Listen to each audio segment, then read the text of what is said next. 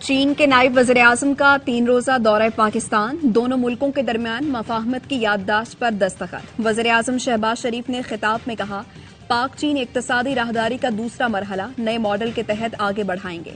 زراعت اور information technology کے شعبوں میں تعاون کو فروغ ملے گا۔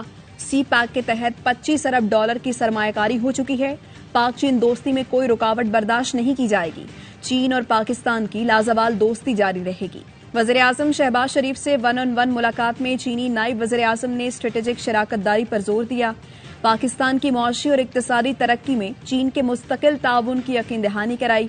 باجوڑ میں دہشت گردی پر سی پیک کی 10 سالہ تقریبات سادگی سے منانے کا فیصلہ، کلچرل شو منسوخ کر دیا گیا۔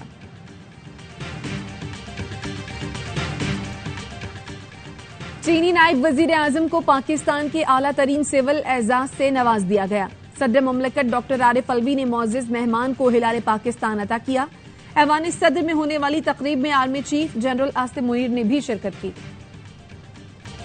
اسٹیٹ بینک کا شرح سود 22% پر برقرار رکھنے کا اعلان۔ گورنر اسٹیٹ بینک جمیل احمد کہتے ہیں، مہنگائی کی شرح 38% سے کم ہو کر 29% تک گر گئی۔ رواں سال مہنگائی کی شرح کم ہو کر 20 سے 22% رہنے کا امکان ہے۔ شرح نمو 2 سے 3% رہے گی۔ کاروباری ہفتے کے آغاز پر پاکستان اسٹاک مارکیٹ میں تیزی۔ 100 انڈیکس میں 1000 پوائنٹس کا اضافہ دیکھا گیا۔ 100 انڈیکس 2 سال بعد 48,000 کی نفسیاتی حد عبور کر گیا۔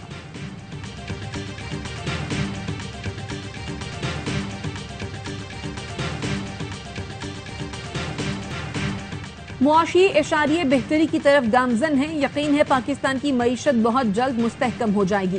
وزیر خزانہ اسحاق ڈار کا بینک آف چائنا کی تقریب سے خطاب، کہا سی پیک ترقی کے ثمرات عام آدمی تک پہنچانے کا ذریعہ بنے گا۔ دوستی اور ترقی کے فروغ میں بینک آف چائنا کا کردار اہم ہوگا۔ وزیر خزانہ نے 1 روڈ 1 بیلٹ کوریڈور کو معاشی دنیا کے مستقبل کے لیے بہترین آئیڈیا اور عظیم منصوبہ قرار دیا۔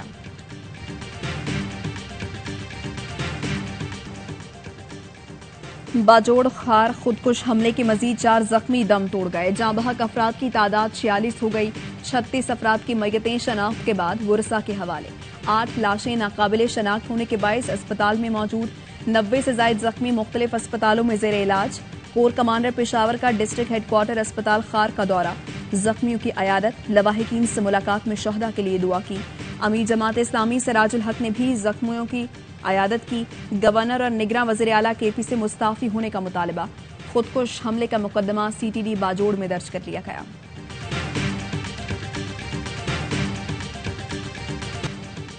دہشت گردی کی مذمت میں عالمی برادری یک زبان۔ عالم اسلام کی اہم شخصیات اور تنظیموں کی جانب سے باجوڑ دھماکے کی مذمت۔ امریکہ، سعودی عرب، UAE، ایران، قطر، کویت اور مصر سمیت عالمی برادری کا پاکستان کے ساتھ دہشت گردی کے خلاف ہر ممکن تعاون کا اعلان۔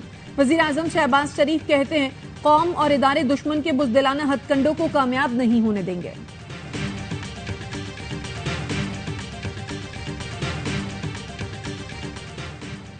توشہ خانہ کیس میں 342 کا بیان قلم بند کرنے کی کارروائی ملتوی کرنے کی درخواست مسترد۔ اسلام آباد کی سیشن کورٹ نے چیئرمین پی ٹی آئی کو کل صبح 9 بجے طلب کر لیا۔ ٹرائل روکنے کے لیے چیئرمین پی ٹی آئی کا سپریم کورٹ سے رجوع۔ لیگل ٹیم نے چیف جسٹس سے ملاقات کے بعد اپیل دائر کر دی۔ کل سماعت کی استدعا۔ رجسٹرار سپریم کورٹ نے درخواست پر نمبر لگا دیا۔ سائفر کیس میں چیئرمین پی ٹی آئی کے خلاف انکوائری اور طلبی کا نوٹس اسلام آباد ہائی کورٹ میں چیلنج۔ FIA انکوائری کالعدم قرار دینے کی استدعا کر دی۔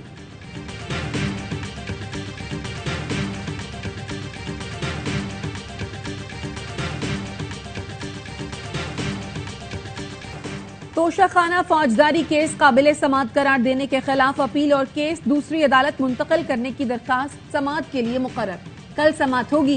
رجسٹرار آفس ٹرائل کورٹ میں دکھائی گئی جج سے منسوب فیس بک پوسٹوں کا معاملہ FIA سائبر کرائم کو بھیجے۔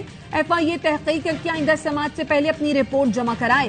اسلام آباد ہائی کورٹ نے تحریری حکم نامہ جاری کر دیا۔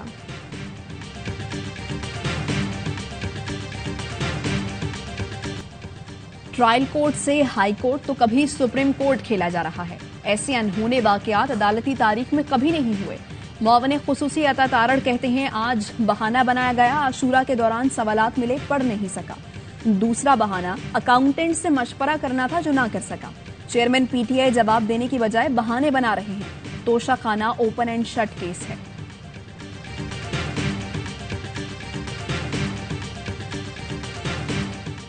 निगरान सेटअप के लिए मुशावरत का अमल तेज, मुस्लिम लीग नून का पीपल्स पार्टी से राब्ता, आज मुलाकात पर इत्तफाक, पीपी और लीगी कमेटी के दरमियान मुशावरत का तीसरा दौर होगा। जराये के मुताबिक पीपल्स पार्टी ने निगरान वजीर आजम के लिए नामों पर मुशावरत मुकम्मल कर ली। पीपल्स पार्टी आज नाम पेश करेगी। मरियम औरंगजेब कहती हैं शहबाज शरीफ ने अभी तक निगरान वजीर आजम के लिए किसी उम्मीदवार को मुंतखब या मुस्तरद नहीं किया। इत्तेहादियों से मुशावरत के बाद वजीर आजम आइन के मुताबिक अपोजिशन लीडर से मुशावरत करेंगे।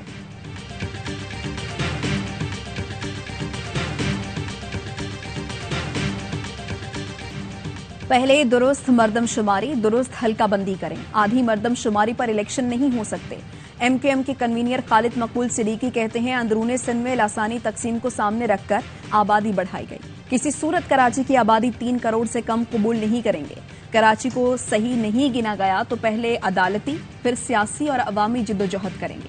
फारूक सत्तार ने कहा अंदरूनी सिंध की आबादी 60% जबकि शहरी सिंध की आबादी 12% की रफ्तार से बढ़ रही है।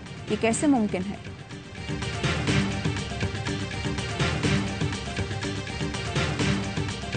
नस्ला टावर केस में जमानत मनसूख, एंटी करप्शन ने साबिक डीजी एसबीसीए मंजूर कादिर काका को गिरफ्तार कर लिया।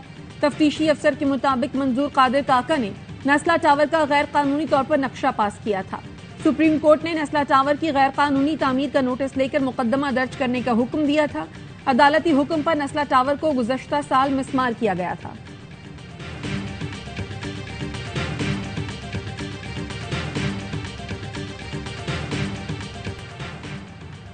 इस्लामाबाद में सिविल जज आसिम हफीज की घरेलू मुलाजिमा पर तशद्दुद का केस। जज की अहलिया के खिलाफ मुकदमे में इक़दाम कत्ल के दिफा भी शामिल।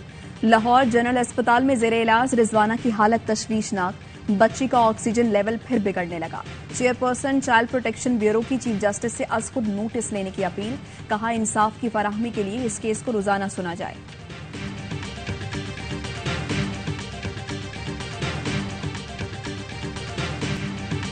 पाकिस्तान की मादनियाते मिट्टी की मालियत 6.1 खरब डॉलर है।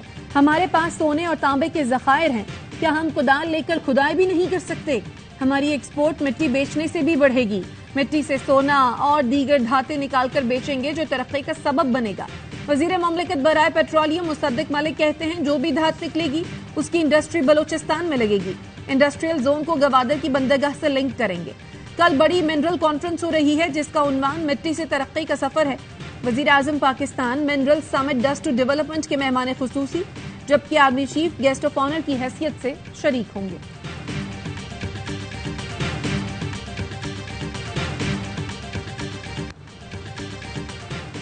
अदालती हुक्म के बावजूद शहबाज गिल की जायदाद की तफसीलात जमा न कराई जा सकी। इस्लामाबाद के एडिशनल डिस्ट्रिक्ट एंड सेशन जज ताहिर अब्बास सिप्रा ने डिप्टी कमिश्नर इस्लामाबाद और फैसलाबाद को तौहीन अदालत का नोटिस जारी कर दिया।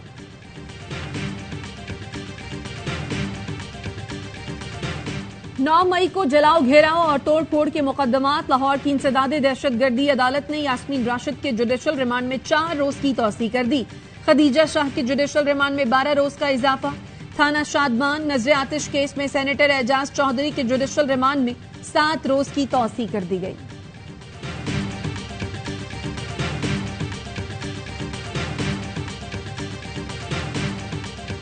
मुल्क भर में हालिया बारिशों के बाद नदी नालों में तुगयानी। राजनपुर में सैलाबी रेलों ने तबाही मचा दी। दर्जनों देहात और सैकड़ों एकड़ पर फैली फसलें तबाह हो गई। मुतासरीन बेयारो मददगार।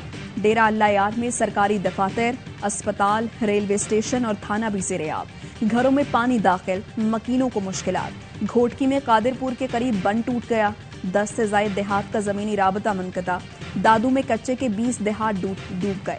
लोगों की नकल मकानी। वजीर आजम के दौरे कसूर से कबल इंतजामिया की फुर्तियां। खुडिया में बारिश के दौरान सड़क तामीर। ठेकेदार ने बगैर पत्थर डाले पुरानी सड़क पर खड़े पानी में कार्पेट मटीरियल डाल दिया। वीडियो सोशल मीडिया पर वायरल।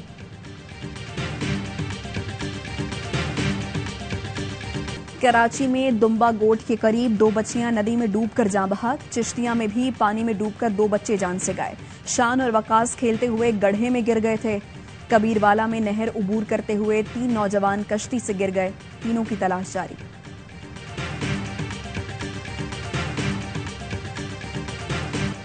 کشمور کے علاقے گہلو پور میں پولیس کا گرینڈ آپریشن، ڈاکوؤں کے متعدد ٹھکانے میں اسمارٹ کر کے آگ لگا دی۔ کچے کے داخلی اور خارجی راستوں پر ناکہ بندی، موبائل فون سروس بھی بند۔ صورتحال کے پیش نظر دریائے سندھ پر بننے والی گھوٹکی کندکوٹ پل کی سیکیورٹی FCC کے حوالے کر دی گئی۔ فیصلہ آج کرنا ہے اگر بچے کو کل چلنا ہے۔ ملک بھر میں انسداد پولیو مہم کا آغاز کل سے ہوگا۔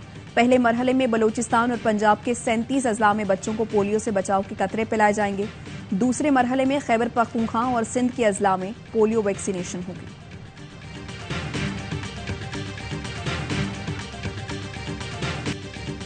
معروف کشمیری رہنما سردار ابراہیم خان کو بچھڑے 20 برس بیت گئے۔ سردار ابراہیم خان 1948 میں آزاد جموں کشمیر کے پہلے صدر منتخب ہوئے۔ تحریک آزادی کشمیر کے لیے گراں قدر خدمات کی بدولت انہیں بانی کشمیر اور غازی ملت کے القابات سے یاد کیا جاتا ہے۔ ایشز سیریز کا آخری ٹیسٹ فیصلہ کن مرحلے میں داخل، اوول ٹیسٹ پر آسٹریلیا کی گرفت مضبوط۔ 384 رنز ہدف کے تعاقب میں آسٹریلیا نے 3 وکٹوں کے نقصان پر 238 رنز بنا لیے۔ عثمان خواجہ اور وارنر کی 50 کے بعد سمتھ اور ٹریوس ہیڈ کی بھی ذمہ دارانہ بیٹنگ، جیت کے لیے 146 رنز درکار۔ سیریز میں آسٹریلیا کو 2-1 کی برتری حاصل ہے۔ پاکستانی اسٹریٹ چلڈرن فٹ بال ٹیم کی ناروے میں مسلسل دوسری کامیابی، ناروے کپ کے سیکنڈ راؤنڈ کے لیے کوالیفائی کر لیا۔ کپتان توفیل شنواری اور عبدالوہاب نے ایک گول سکور کیا۔ ٹیم کی جیت پر پاکستانی کمیونٹی نے بھرپور جشن منایا۔